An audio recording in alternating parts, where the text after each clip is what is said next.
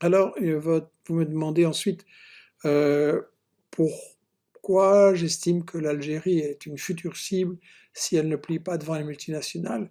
Je crois que ma position là-dessus est très claire. L'Algérie est coupable aux yeux des États-Unis et de la France.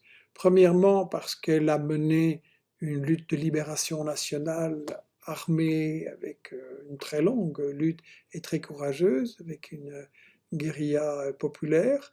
Et donc ça, c'est un mauvais exemple pour les peuples qui veulent se libérer.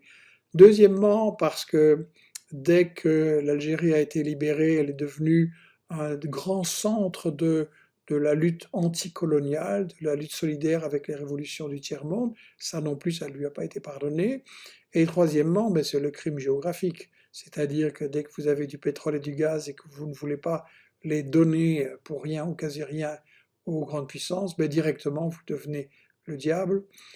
S'ajoute à ça que la situation géographique, c'est-à-dire que l'Algérie touche le Niger, touche le Mali, des ressources naturelles importantes, et donc forcément contrôler cette position géographique.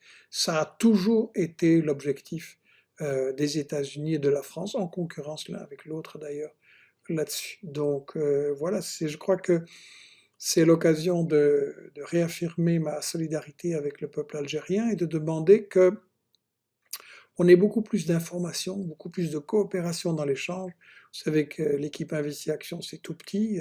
Avec ce que nous disons, nous sommes évidemment boycottés par les grands médias dominants ici, boycottés, nous ne voulons pas de publicité bien entendu, nous sommes même diabolisés, on raconte toutes sortes de choses à notre égard pour nous empêcher de toucher un public plus large.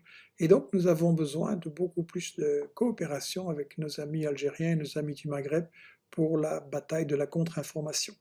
Nos livres malheureusement d'investigation ne sont pas diffusés en Algérie. Nous avons essayé, ça n'a pas marché. C'est dommage parce que je crois que ce sont des livres dont on essaye qu'ils soient vraiment utiles pour tous ceux qui veulent lutter contre le nouvel ordre mondial et l'impérialisme. Et donc, je crois qu'on aurait besoin de beaucoup plus de coopération. C'est, à mon avis, un appel à tous les citoyens dans cette bataille de l'info.